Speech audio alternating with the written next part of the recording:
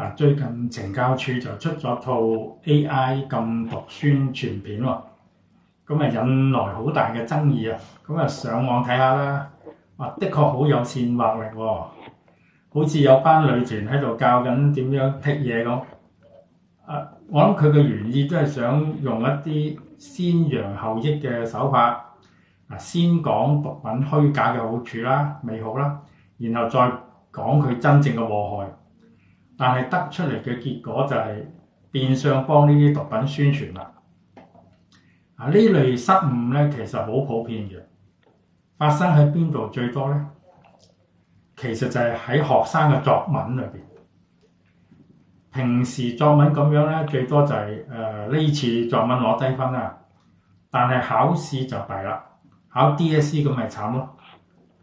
咁所以咧《孫子兵法》就有咁話，佢話：不盡知用兵之害者，則不能盡知用兵之利也。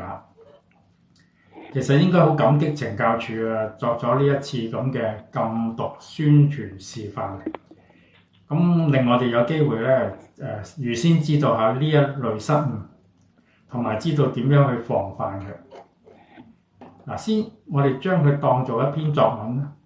咁手法上佢主要嘅失誤喺邊度咧？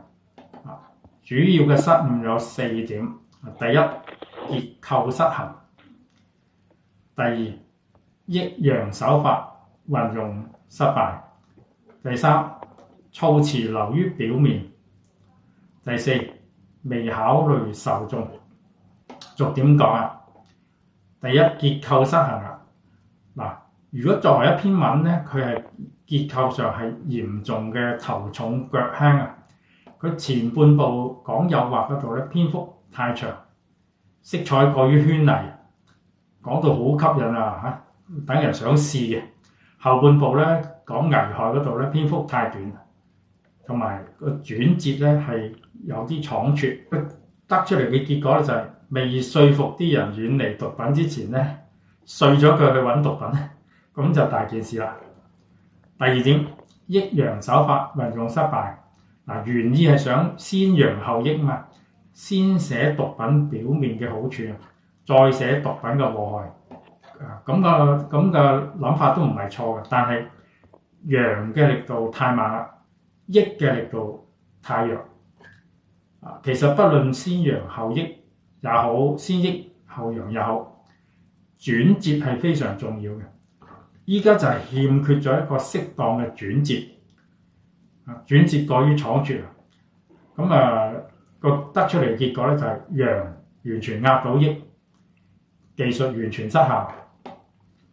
第三點啦，修辭流於表面。對毒品美妙嘅修辭啊，例如靈魂出竅啊、太空飄飄然啊嗰啲咧，好有煽惑力嘅。咁就將個主題咧嚴重嘅稀釋咗，一定造成反效果。第四，未考慮受眾，講毒品嘅內容過於誘人，唔單止起唔到警戒作用，反而勾起咗讀者嘅好奇心，變咗反向宣傳啦。寫作呢類應試作文咧，一定要考慮閱卷老師嘅感受，因為你份卷係俾佢改嘛，佢操咗生殺大權噶。咁同時亦都要考慮咧社會受眾嘅心理。條宣傳片一出，你睇個社會嘅反彈非常強烈，就係因為未仔細考慮社會受眾嘅感受。講完呢啲失誤咧，我哋又講下點樣去防範。下面就係需要注意嘅要點啦。第一，審題立意，始終如一。第二，嚴格控制篇幅嘅比例。第三，嚴格控制修辭同埋情感傾向。第四，預先嘅測試受眾審查。第五，謹慎使用先揚後抑嘅技巧。我哋逐點講呢個防範策略咧。第一樣，審題立意，始終如一。落筆之前咧，一定要確立一個唯一，記住係唯一中心思想。每一個章節咧都要扣緊呢個中心思想，唔偏離。例如你嘅中心思想係毒品有害，呢個總論點嚟，唔可以為咗一啲新奇嘅嘢啊而偏離咗根本嘅立場啊。第二，嚴格控制篇幅比例。如果要描寫毒品嘅誘惑係作為襯托咧，篇幅唔能夠超過全文嘅大概20%左右啦。當正面論述毒品嘅禍害呢個主題嚟噶嘛，同埋如何拒絕咧，必須要佔大概80% 以上，係佔絕對嘅主導地位，確保文章嘅結構係穩當。呢點非常之重要啊！如果你偏離呢個比例咧，容易被誤解扭曲，以為係為毒品宣傳啊。第三就係嚴格控制修辭同埋情感傾向。當你描寫呢啲負面嘅現象嘅時候咧，就避免使用過分強烈嘅煽惑嘅語句，例如靈魂出竅啊、熱血沸騰啊、太空飄飄然啊，呢啲因為你要防止讀者咧對呢啲嘢產生認同感。第四啦，預先作受眾嘅審查，落筆之前咧要考慮受眾嘅閱讀體驗，尤其是考慮閱卷老師嘅感受，確保唔會被曲解。尤其是閱卷老師啊，佢哋係有價值判斷㗎嘛。第五啦，謹慎使用先揚後抑嘅技巧。如果要寫先揚後抑嘅技巧咧，就參考下列嘅模式。首先，鋪陳，鋪寫毒品表面嘅美好。鋪陳之間要有伏筆，暗示呢個認為毒品美好係一個錯覺。要有轉折，指出認為毒品美好係錯覺嘅，呢個係明確指出啦。跟住剖析，用理性分析毒品嘅各類禍害。咁有齊鋪陳、伏筆、轉折、剖析，文章就會顯得順理成章啦，唔會突兀或者一個突如其來嘅轉變。好，大家睇下呢兩段文字，係示範一次先揚後抑嘅寫作技巧嘅。先好快咁睇一次。好啦，要用先揚後抑嘅寫作技巧咧，首先作鋪墊啦，鋪陳虛假嘅美好。毒品咧係散發咗一種浪漫嘅誘惑力，能夠帶俾人一種無與倫比嘅愉悅同埋放鬆。佢能夠切中追求快感同埋逃避現實嘅渴望，又能夠俾人片刻嘅陶醉啦、迷離同埋紛紛嘅感覺。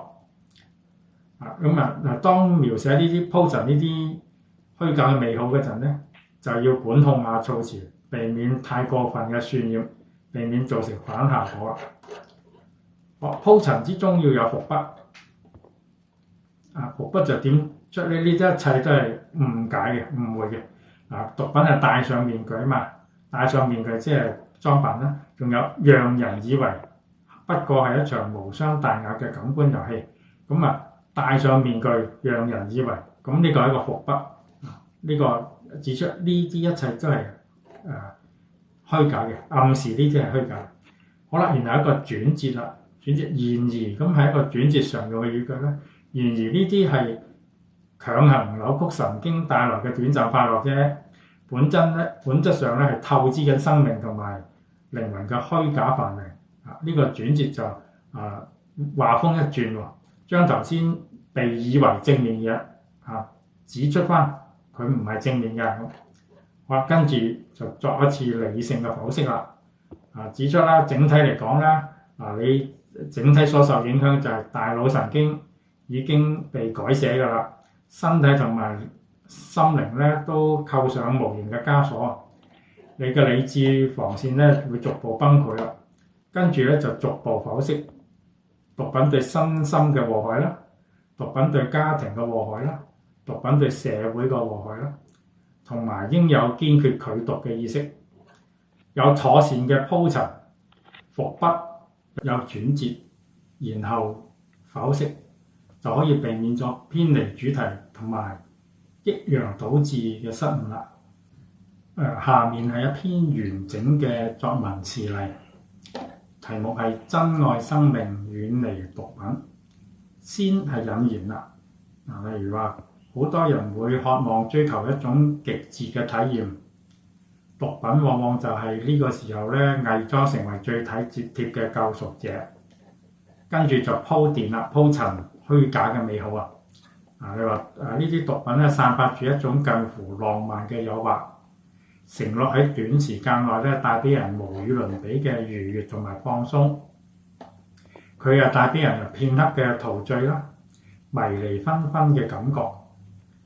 好啦，喺鋪陳之餘咧，要有伏筆。伏筆就讓人以為呢啲不過係一場無傷大雅嘅感官遊戲，呢個就係伏筆啦。一切都係以為，所謂美好係以為嘅啫。下面係一個轉折啦，轉折就係指出所謂美好係一個假象，然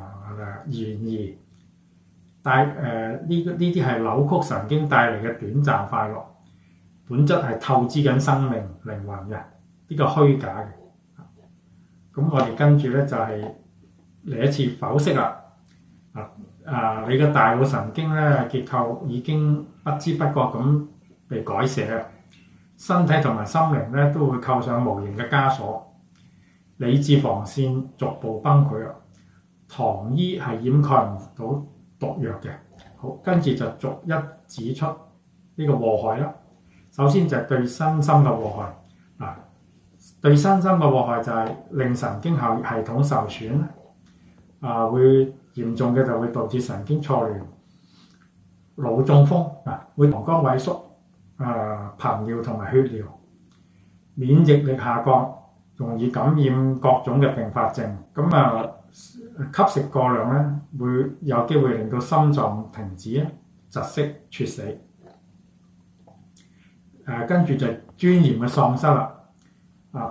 生活嘅唯一目標咧，就係想獲取下一劑毒品，一切自尊自重都拋諸腦後。原本孝順嘅仔女會向父母揮拳，原本品性良好嘅年青人咧會盜竊啦、詐騙啦同埋販毒。好啦，講下對家庭嘅破壞喎。個破壞咧首當其衝就係家庭。吸毒嘅人咧，往往令到家人咧處於長期嘅恐懼、焦慮裏邊。積蓄會被掏空啦，家庭經濟陷入困境。更嚴重嘅咧就會有暴力嘅行為，造成家暴。對社會嘅禍害啦，政府為咗呢啲毒品嘅問題咧，就衍生咗好多執法啊、司法啊、戒毒治療呢啲嘢，要投入大量資源啊。醫療方面咧，吸毒者除咗自身會有好多慢性病啊、精神障礙呢啲後遺症之外啦，佢哋共用針筒啊，咁會大量增加愛滋病、肝病呢啲傳染嘅風險。醫療系統要長期承受好沉重嘅壓力因此要堅拒毒品。禁毒嘅宣傳咧，應該直擊核心，用科學理性嘅論據咧去揭示毒品嘅禍害將佢變成一種公眾嘅自覺行為就係培養強大嘅心理防線啦，要堅決對毒品說不。呢個就係一個完整嘅示範。